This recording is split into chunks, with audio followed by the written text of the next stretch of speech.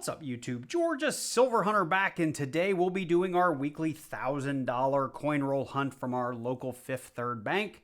As usual, I got two $500 boxes here. Apparently, this is one that if you need a little, I guess, education and some math, I'm not sure. Looks like maybe we're doing a little multiplication, some addition. Not sure what's going on this box, but like most weeks, I have gone ahead and if I can get under here, already opened these boxes and checked them out for some enders. And we don't have any, but what we do have is a handful of really nice looking enders here. And I do see some 23s. I think I saw some 21s along the way.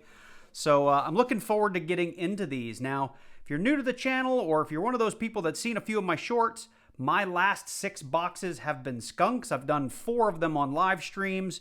And I think I did one in like a typical recorded video like we're doing today. So we're hoping to break the silver skunk today. So with that, let's jump into it.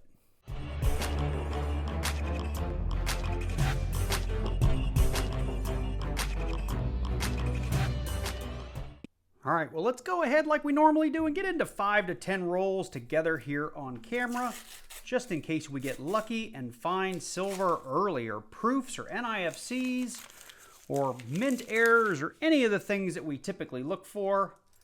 All right, so we are going to have a lot of nice 2023. Looks like Denver's, because I do see some shiny ones in here. Let's check this guy. That is also a 2023 Denver.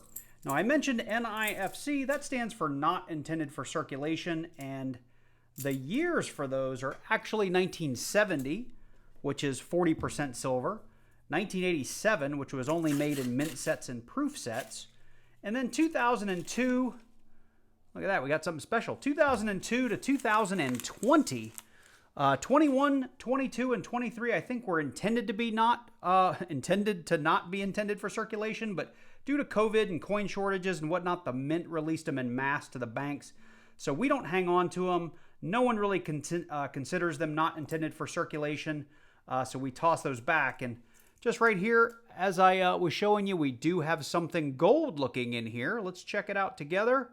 We've got a gold bicentennial. That is pretty cool. Looks like a filly. Now, I don't know if this is gold leafed or painted, but it doesn't look like an aftermarket job. So this is likely some sort of like collector coin you'd find at a gift shop, maybe in Philadelphia or maybe at a coin shop. I've seen things like this before and brand new in package with like a little certificate and a little thing about the coin. You know, they might go for $8, $9, $10, something like that. I think once they've been opened and gone through circulation, they're worth about a quarter. About 50 cents. So it's something I always hang on to. I have a tube that I keep all my gold-plated or gold-leafed coins, but it's nothing special. All right, well, look at this. We got gold and silver here in roll number 3, and you can see the silver there. Now, I'm going to guarantee you that's going to be silver because just paint doesn't look that way. And we've got another gold one right here, so let's check this out. And being in roll number 3 gets me excited for this box. Hopefully, we'll find more of this spread throughout. So let's start with the silver. Look at that. We got ourselves a Ben Franklin. 1952, 90% silver $50. Looks like we have a Philadelphia, no mint mark here above the bell. It's not in great shape, but it is a 1952 Benji. So 90% silver on the hunt already. Let's take a look. And we've got another. Now, this is a Denver. Gold-plated, bicentennial, $50. So we got a set now. Actually, that's a Denver too. It looked like a Philly to me, but looked like a P to me, but they're both Denver. So anyway, we don't have a set anymore. We did get a 23. I will tell you this will be the longest intro clip I've done in a long, long while. Because we're finding stuff already. Let's get into roll number 4. Anything in here? Lots of shiny, new-looking stuff. Those are probably all going to be 2023s. Yep. I'm not going to go through and look at all of those straight away. It's an ugly bicentennial. Here's roll number 5. Okay, well, I've taken so long to get through these 5. I'm going to stop here and go off camera, and I'll bring you in as we find things because we have 2 boxes to get through, and I don't want this video to be an hour. So, like I said, going off camera, if I find any mint errors, if I find any really interesting coins or definitely silver, we'll bring you back in. And if you're interested in what we're looking for, I do have a document in the description down below this video that has all the coins that I look for, whether they're half dollars, pennies, nickels, dimes, quarters, it doesn't matter. It's a document that's free to download. Make sure you check that out. So hopefully I will see you soon. So I'm just popping here into roll number 11. As you can see, I barely have the paper rolled back here, and we've got a silver right there. Where'd it go? I can get it to sit still right there. It's a little bit silvery than everybody else. It's probably going to be a 40%. It doesn't have that nice solid silver edge. Yep, we got ourselves a 1969 Denver 40%, so that'll go very nicely with our 90% Benji. So cracked into roll number 12, and not a really big deal, but I did want to bring in, since we didn't have one yet, we got our first NIFC of the hunt, 2006 Philly, and if you've ever wondered why they tell you not to really touch your coins if you're hoping for numismatic value, we could probably lift half of a fingerprint right off of this coin and probably identify somebody if we had the right software. So with that, we'll put it on the board as a find. Bring you in here on roll number 17, and I've just got the paper partially pulled back here, and I don't know if we've got a faker or a silver, but you can see that's reading very gray. Not like the rest of them with that big coppery edge, but we do get 71s and 74s that look like this from time to time, but I got a feeling it'll be silver.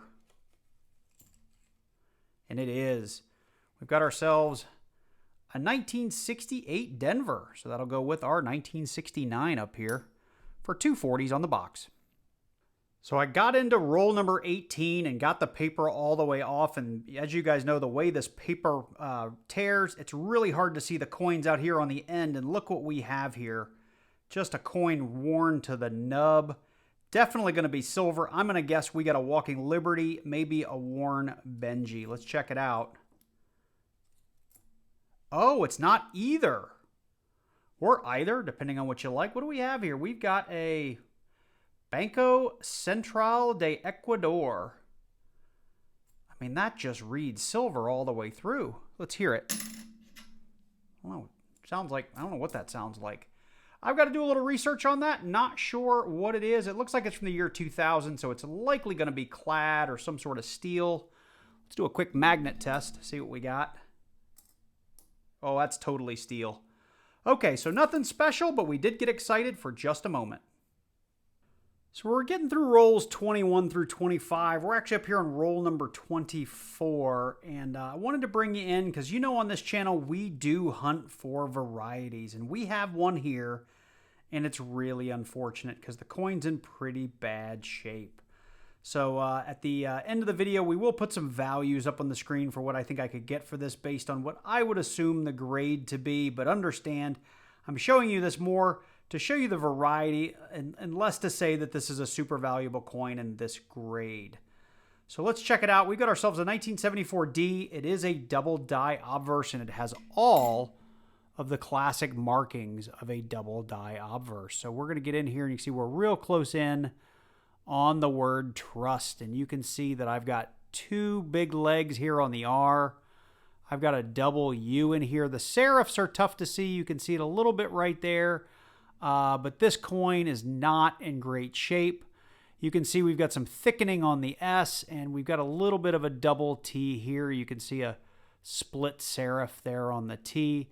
The telltale sign, though, on the 1974 for the DDO is the little double notch here in the 4.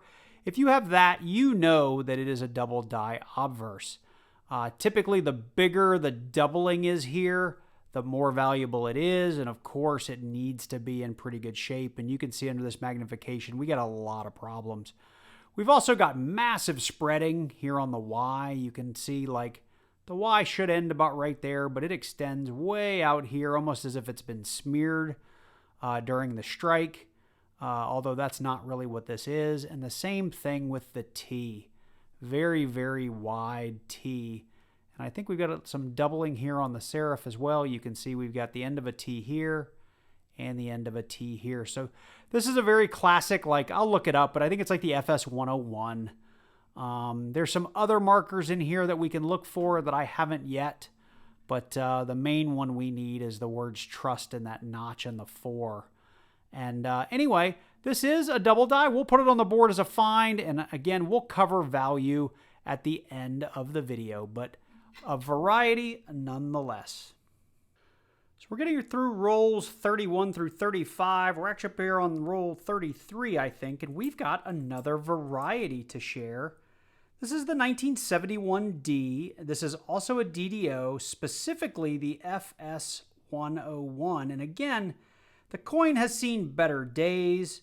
I don't think this is a super high grade coin. Just looking at this image, if you guys think differently, let me know in the comments down below. But we've got a fair amount of wear on this thing, so we're not talking about an AU or BU coin. But let's have a look under the scope to see what we're talking about. Now, most DDOs on Kennedy half dollars present themselves here in the word trust. And the closest thing I got here is we got a little bit of a double like notch here on the S right there that you can see. But everything else looks fairly good. And honestly, I wouldn't have even noticed that on the S had I not had another marker to look at. And it's actually all the way over here on the letters I and N in the words in God. So you can see here we've got a double serif at the top of the I.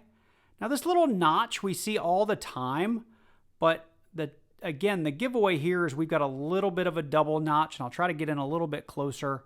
And sometimes we might have to turn it a little bit, but you can see we've got a little bit of space here. We've got a double notch there and some doubling on the bottom here of the N. So I am 99% sure that we've got ourselves here a FS 102 1971D DDO, and I'll put some images from either PCGS or Variety Vista here on the screen for you. And this is one because I wanted to see if it was the 101 or 102. I'll tell you now, on PCGS, they've got it listed for an AU58 $32 coin. I'll check eBay, and we'll cover eBay values at the end of the video, but I have a feeling this won't be super high dollar, but still pretty cool to find a second error, or I should say variety, here in this hunt. Well, that's it for box number 1. You'll see I'm missing a roll because we did have so many finds I couldn't actually fill up a whole wrapper, so we left it out. But let's start down here with the stuff that's less important. We got a 2003 Philadelphia, we got a 2006 Philadelphia, and a pretty beat up 2018, it looks like, a Denver. Now we had a whole bunch of 2021s and 2023s in that box that we didn't pay a lot of attention to. Now, we did come across, and this one fooled the crap out of me. I thought for sure this was going to be like a Walking Liberty or something. It is just an Ecuadorian, I think it's I don't know what it is, a 50-cent piece from 2000. Again, made of steel because it was magnetic. At least that's what I think it's made mostly of. So still pretty cool to find in a box of US half dollars. Now, I will jump over to the computer here in a second, and we'll look at PCGS and eBay for values, but we did come across this 1974D DDO. I believe it's the FS 101. We had the FS, I think this was the 102 in the 1971D, where it was in the in part of In God We Trust. So really cool finds on the varieties. Haven't found any cool varieties in quite some time, so really excited to have those. And even if you could only sell them for 10 or 15 or 20 bucks a piece because they're varieties, that's pretty cool for a half dollar that we found in circulation. I didn't bring you guys in, but we did find one necklace coin in 1973 that had been drilled. We had a couple of bicentennial gold-plated Denvers. Pretty neat. We'll hang on to these and put them in our gold-leafed tube.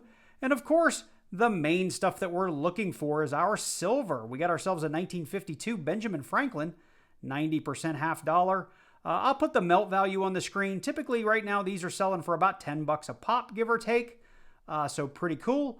And then we got a 1968 and a 1969 40%. So these guys right now are somewhere around like the $3, I want to say $70 to $4 a piece range. Again, I'll put the melt value for that on the screen. And this is mainly while we're hunting our halves, but of course, whenever we can find some varieties that are worth some money, it makes it all worth it. So we're going to set all of this aside and jump into box number 2, and it was a sister box, same bank. Maybe this will continue. Maybe it's a skunk. We won't know until we get into it. All right, well, in the interest of time, I've already pulled up everything I want to show you, so I'm not going to teach you guys how to drill into all these things, but understand PCGS.com, there is a price guide section. You can drill in, find the coins you're looking for, and actually see images and prices for these coins. So I'm going to start with the 1971D FS102 that we have here, and you can see under the magnifying glass here, the double notches there that we talked about on my coin at the bottom of the eye and the bottom of the N. Now, this is an MS67 variety, so it's a lot cleaner, a lot nicer, a lot easier to see. Now, the lowest this thing shows prices is $32 for a graded AU58, and obviously, if you can find one up there in that MS67 range, you're talking about a pretty hefty coin, right? $850. That's not us. We are definitely down here below AU58. The 1974D DDO, this is the FS101, and again, just like my coin, you can look in here and see all the doubling in that letter, or in those letters of the word trust, and that double notch there in the number 4. So you saw that in my coin as well.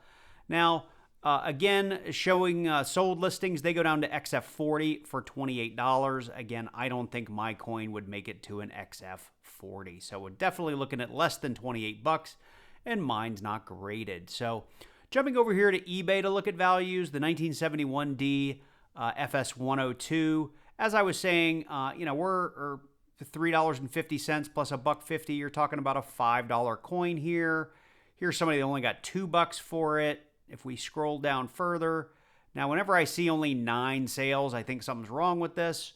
$45 plus 5 shipping, that's a little nuts. You know, this is probably closer, $4.50 plus shipping. So anyway, you get the point. We're probably looking at $5, maybe $10 if we get lucky. So that's the 71D. Coming over here to the 74D, we find a very similar situation. Again, we can just put into eBay the 74D FS101. In a nice graded state, you could command pretty good money for it. Mine is raw.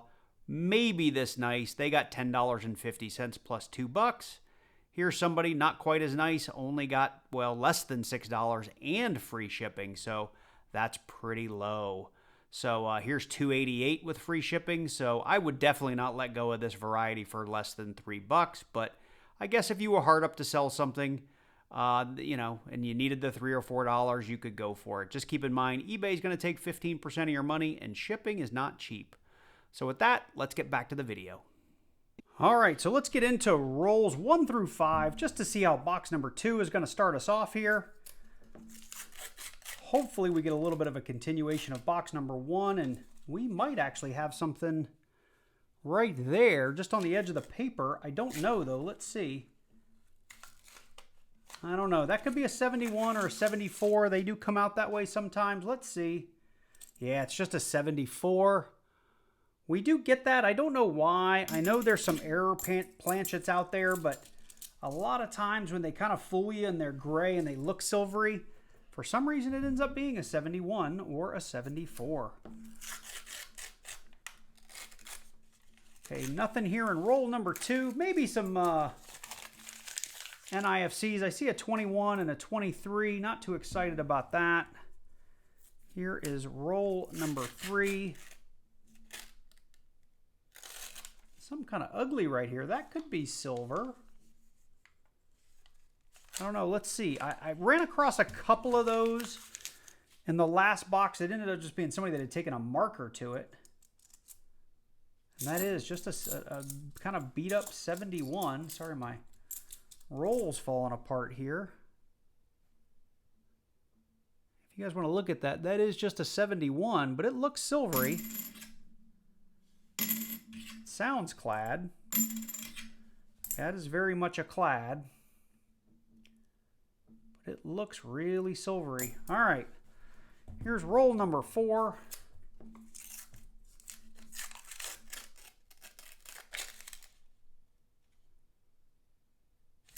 Some super shiny, looks like 2023s. Nothing else to speak of. Here is roll number 5. All right, well, like the last box, we're going to go ahead and go off camera, and we'll bring you in as soon as we find something interesting. So I'm getting into rolls 16 through 20. I'm getting a little restless, so I've actually started to weigh them just before I open them, just to see if we have anything heavy or heavy-ish. And I got roll number 17 down, and we're at 227.1 grams. And for those of you that don't know, a roll of $half typically weighs between 224.5 and about 226 grams.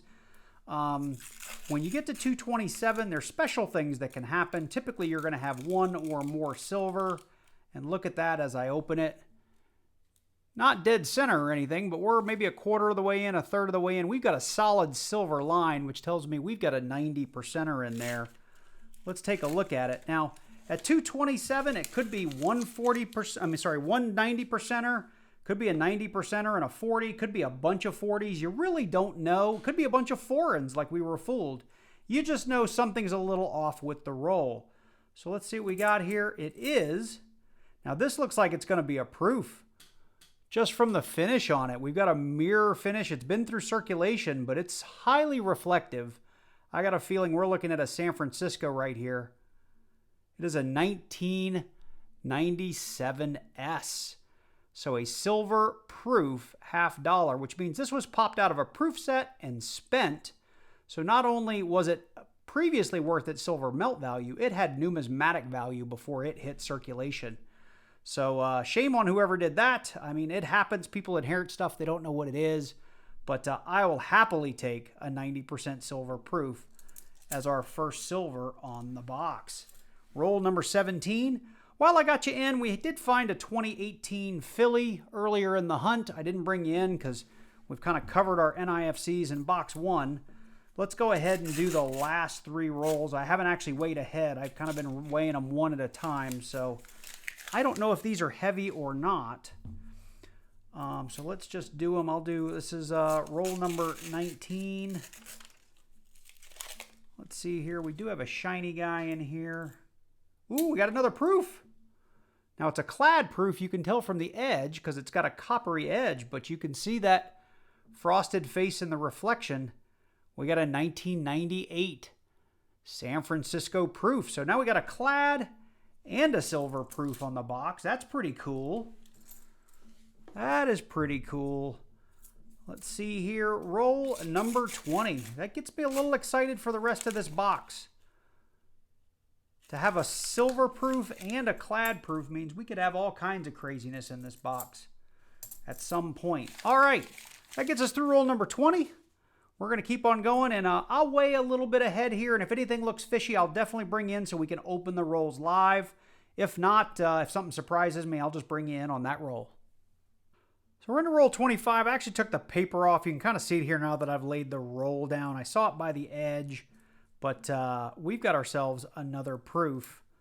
And this time it is going to be a 1976 bicentennial, and it is very pretty proof for being in circulation, but we've got fingerprints, we've got circulation marks in that mirror finish.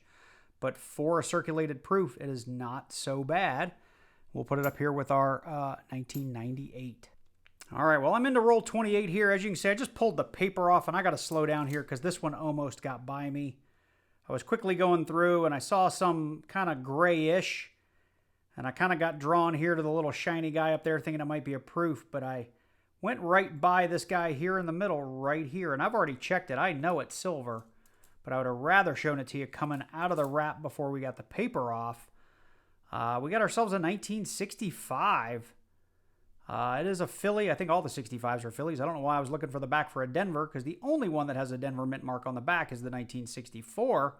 So pretty cool. We've got our first 40% for the board, and let's go ahead and check that shiny one to make sure it wasn't a proof. I don't think it is. What do we have? 1983 Denver with an FG. So I promise I'll slow down because I much prefer to show you before we get the wrap too far off, because a lot of people think that I might be cheating, and I'm not. These are original bank wrapped rolls. So very next roll, number 29, and we may have a faker here, but like I just got done saying, if I have something that's suspicious looking, I'd rather you guys see me open the paper all the way. Let's check it out together. And it is a 40% or 1968 Denver. So another 40 on the box. All right, well, we got rolls 34 and 35 out. I'm stopping here again because we did come across one that's a little heavier, 226.9. That is pretty high. I've probably the heaviest I've ever done that didn't have silver was 226.3 or 4. So I wanted to get this one open together, see what we got in it. Maybe a bunch of 40s, maybe a 90. Let's see. All right, well, I hardly have the paper open right here, and I already see it. Right there, we got ourselves a 90%er. Now let's see if we got anything else in there. Got something dark. We've got some shiny. I think it's just going to be that 190%er right here. Let's check this dark one real quick. That looks like it's a 73. Our shiny is an 83 with an FG. This guy right here, though, all right, it's a Kennedy. No mint mark on the back. Let's check it out. It is a 1964, 90% half dollar. So now both, well, actually it's our second 90% on this box. So far both boxes produced 90s and 40s, which is fantastic. Looks like we got a sticker coin here too. Now that I'm looking at it, well, looks like it says silver in We Trust. That's kind of weird looking. I've never seen that before. If you know anything about that, let me know in the comments down below. S-I-L-V-E-R. Yep. Oh, silver in, I think that says Rob We Trust. So anyway, like I said, if you know anything about that, I'll set it aside. Let me know in the comments down below. That's pretty interesting. And I'll go ahead and open roll number 35 here live as well, just to see what we got.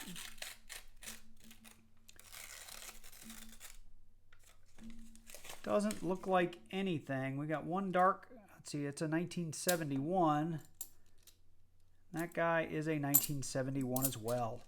All right, well, bring you guys back in as soon as we find something interesting.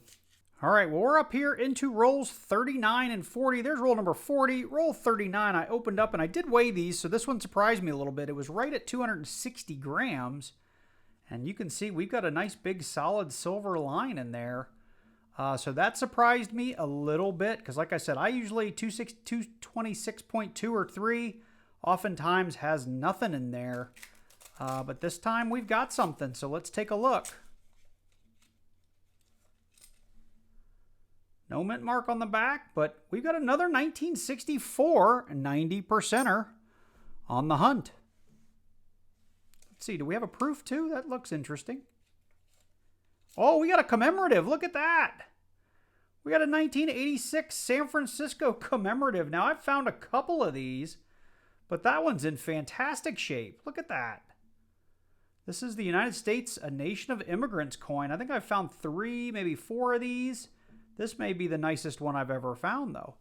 That is awesome. That makes 3 proofs on the hunt. I didn't even really see that. I was so focused in on the silver. It's just a bicentennial. I really stink at getting these things open holding a camera, but let's give it a try. Let's give it a go. See if there's anything here in roll number 40. So nothing there. That's just going to be dirty. It's a dirty 71. Got a dryer coin there. I think everybody calls these dryer coins. They get stuck in a dryer like at a laundromat, and the edges get completely worn off. Some people will call those casino coins. Anyway, 1996 Denver. Nothing special. All right. Well, we got 10 rolls left, so let me get through these 2, and then we'll get cracking into the last 10. So we're going to go ahead and open up these last 10 on camera and just see how it goes. Because we've been finding stuff kind of sporadically throughout this box, and it'll just be easier to open these things and talk about it live here. It's a 1980, 1994, and a 21. Nothing there. That was roll 41. Here's roll 42. All right, we got silver here in roll 43. Sorry. Roll number 43 there. My phone's just about out of juice, and that's what I record with. Sorry about that. We got ourselves a 1966. Now, that surprised me a little bit with that edge. That looked like a solid silvery edge, but I'll take another 40%er. Let's see here. What else we got? It's a 2021 and a 1984.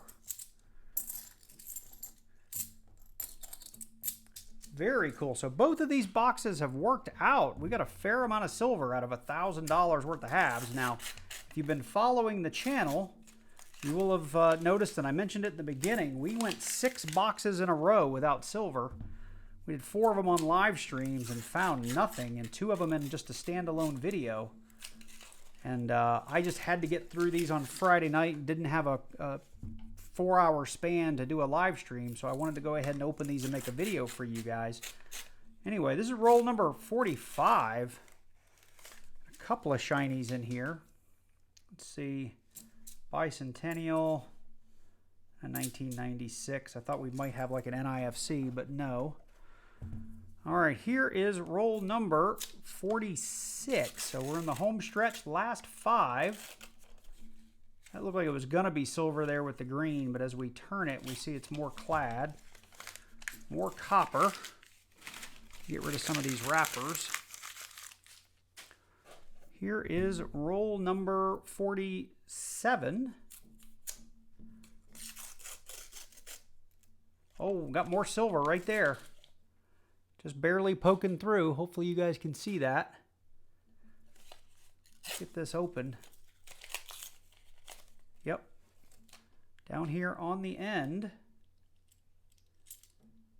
So again, no mint mark on the back. Could be a 40%, could be a 90. And we've got another 90% 1964. It's a filly.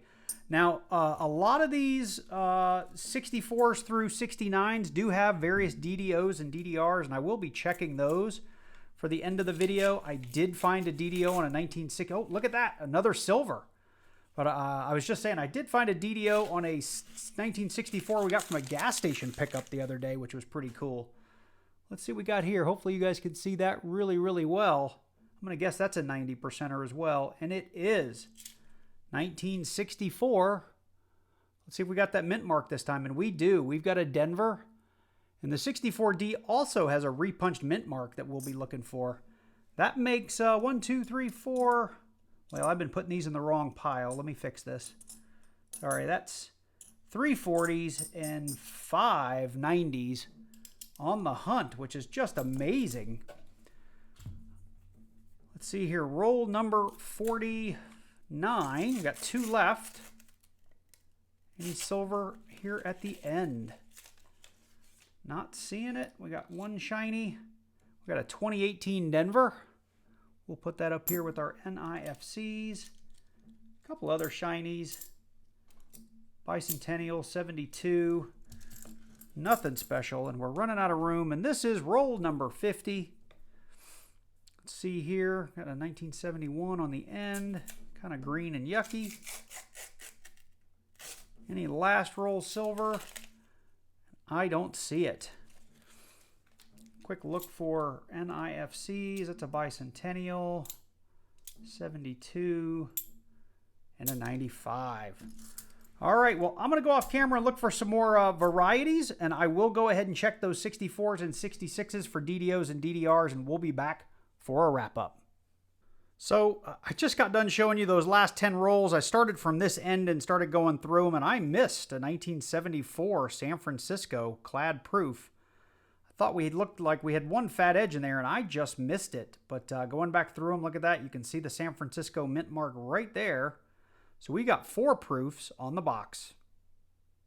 All right, so I'm cleaning up these rolls, and I kind of did a couple over here because they were starting to mingle with my fines. And I started working my way back through, and somehow I missed this. You can see my discards as I was going through them. I got down to my last 2, and I actually had it like this, and it was ugly.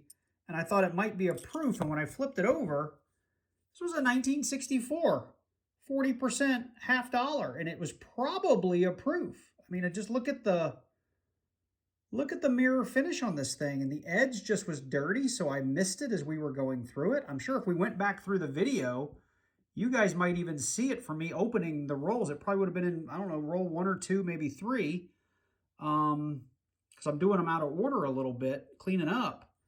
But unbelievable that I missed a 1964 half dollar, and this is why I like to look at every single coin and don't just edge hunt, because you can miss stuff like this. That's amazing.